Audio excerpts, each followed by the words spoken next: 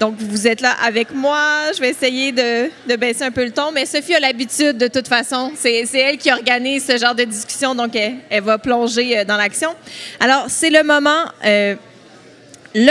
de vous présenter Sophie Pétré, qui est de Dynamo, qui va venir vraiment nous expliquer la façon dont on va travailler ensemble dans les 2 prochains jours pour ce grand atelier printanier. Alors, bonjour, Sophie. Merci. Voilà. Merci 1000 fois. Merci, Émilie. Bonjour, bonjour à tous et à toutes. Je suis vraiment ravie de vous voir aujourd'hui. Je travaille chez Dynamo, donc je m'appelle Sophie Pétré et on a eu le grand plaisir d'accompagner tout ce processus-là depuis le mois de février qui nous amène à ces 2 premières journées. Je dis 2 premières parce que c'est le début d'un long processus ensemble qui va nous amener jusqu'à la fin de l'année à l'élaboration de ce plan d'action pour le milieu de la culture au niveau des ressources humaines.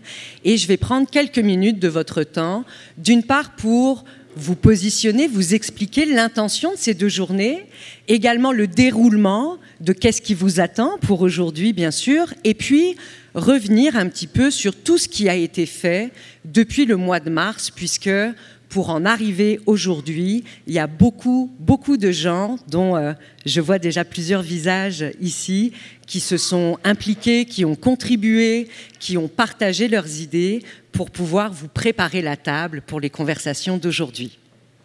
Donc, les intentions des 2 jours, sans tomber dans le fauteuil, ce serait un petit peu dommage. Donc, de créer des espaces de travail, de conversation et de réflexion pour pouvoir aboutir à des changements. On va se parler d'enjeux aujourd'hui. Bien sûr, vous les connaissez bien d'ailleurs, ces enjeux-là. Elles font partie de votre réalité. Et en même temps, on va vous amener dans le mouvement de l'action de qu'est-ce qui doit changer dans notre société, dans notre monde culturel, dans nos organisations, pour pouvoir améliorer toutes ces conditions qu'on souhaite améliorer. Aujourd'hui, des objectifs qu'on a commencé à faire, de prendre connaissance, donc il y a des résultats d'études qui ont été faites, vous allez voir, le setup est monté pour que des conversations aient lieu, pour que vous ayez des chiffres, des statistiques, des exemples qui vous soient transmis autour donc du sujet des ressources humaines dans le milieu culturel, pour pouvoir nous permettre d'avoir une vision commune, de se partager un petit peu nos réalités autour de ce sujet-là, et, je viens de vous le dire, d'identifier collectivement des changements que nous souhaitons voir se concrétiser dans les prochaines années.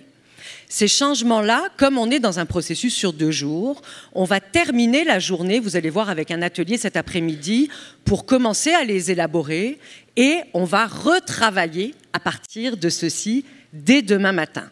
Donc je ne sais pas qui d'entre vous est là pour les 2 jours, mais je vous donne déjà le cue que tout continue demain, bien entendu.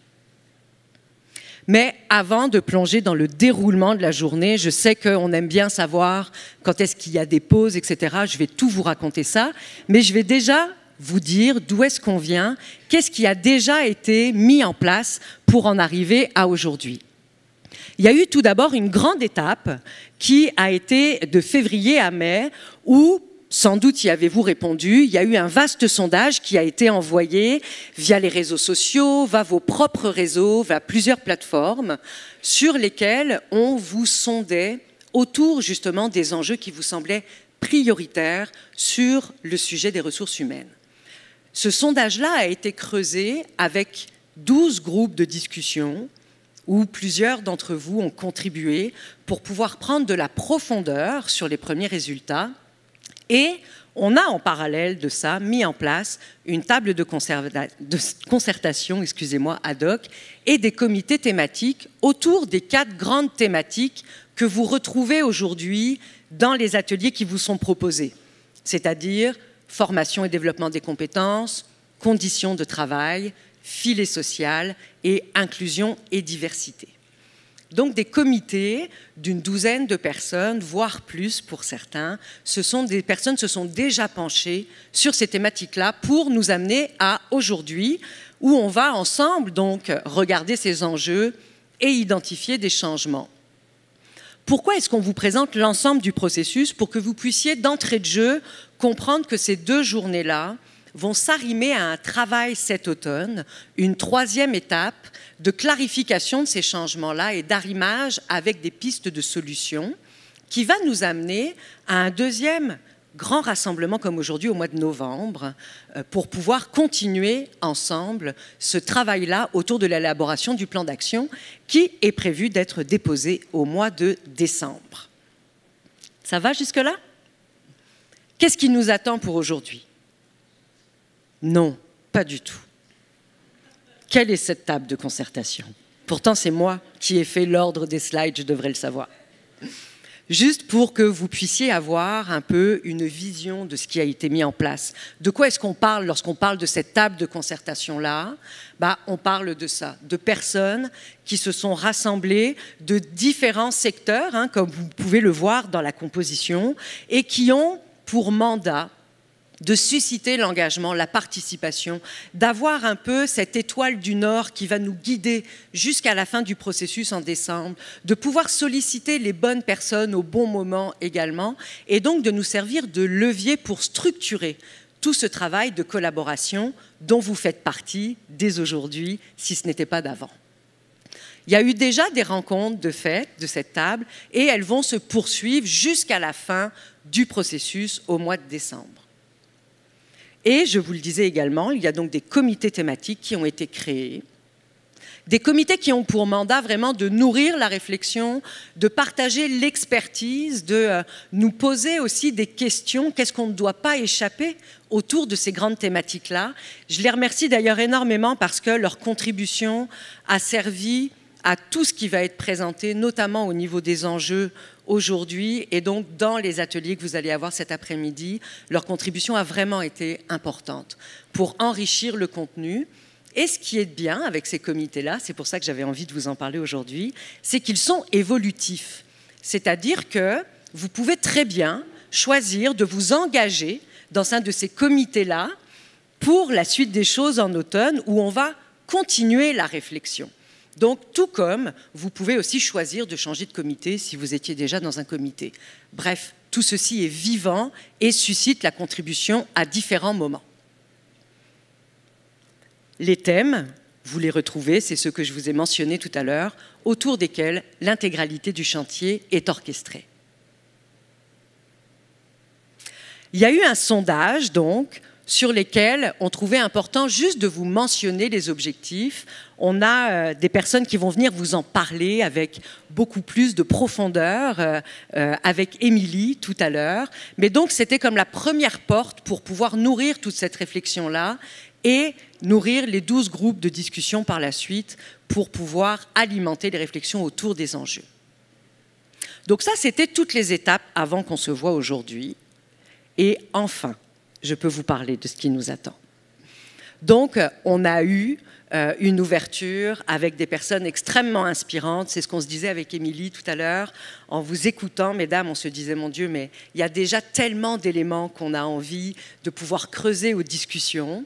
On va avoir un état de situation avec 2 présentations, notamment le diagnostic donc, sur les enjeux en ressources humaines, qui est le rapport finalement autour du sondage qui va être présenté par mes collègues de chez Dynamo.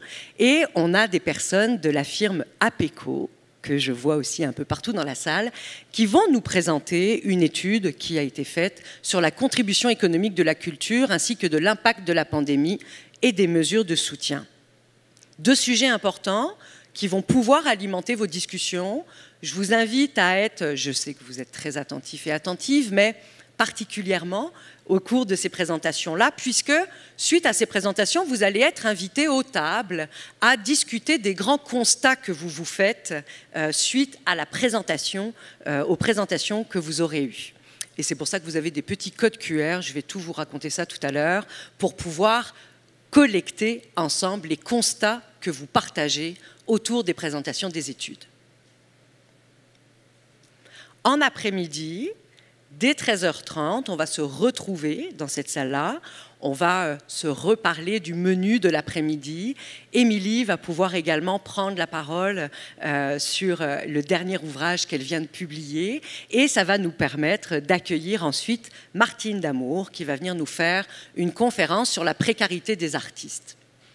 Suite à cette conférence-là, vous serez invité à participer aux ateliers auxquels vous vous êtes inscrits, qui vont être répartis dans l'espace. Donc là encore, je vais prendre un petit moment tantôt pour vous le renommer, mais il y aura 2 ateliers qui vont se dérouler dans cette grande salle ici.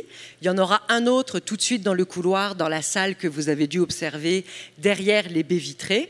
Et puis il y en aura une pour les chanceux et les chanceuses, comme il fait beau, sur le toit, juste à côté de la terrasse. Donc c'est filet social si jamais certains d'entre vous ne sont pas encore inscrits et qui, si vous voulez bénéficier de la terrasse, ça se passera en haut avec ma collègue Anne Laurent-Jeking pour animer cet atelier. Et donc on va travailler à l'élaboration des changements suite à tout ce que vous aurez vécu d'ici là. On se retrouvera à partir de 16h15 dans la grande salle pour prendre le pouls, que vous puissiez nous partager les fruits de vos réflexions, et on ira vers une clôture et un cocktail qui se déroulera ici même au bar, et nous irons pour notre part préparer la journée de demain pour prendre la relève de tout ce qui aura été élaboré aujourd'hui. Est-ce que ça vous va comme déroulement? Ça va être un petit peu partout sur les écrans. Si vous avez des questions, vous pouvez bien sûr venir nous voir. Tout va être orienté et indiqué au niveau des salles. Juste vous dire que le dîner se passera notamment à côté pour pouvoir aller chercher vos boîtes à lunch et que vous pourrez bien sûr manger sur la terrasse si il fait assez bon. C'est le lieu des ateliers où ils vont se dérouler tout à l'heure. Donc si vous vous êtes déjà inscrit, vous pouvez commencer à repérer ce qu'on appelle le Lounge Milex. C'est ici, en fait. Et donc la salle boardroom, avec mon super accent, est celle qui est dans le couloir, et donc la salle du toit est celle de la terrasse. Et sans plus attendre, je vais repasser le micro à Émilie pour qu'elle puisse accueillir l'équipe de Dynamo et vous présenter les résultats de la consultation. Je vous souhaite une excellente journée. Merci beaucoup d'être là.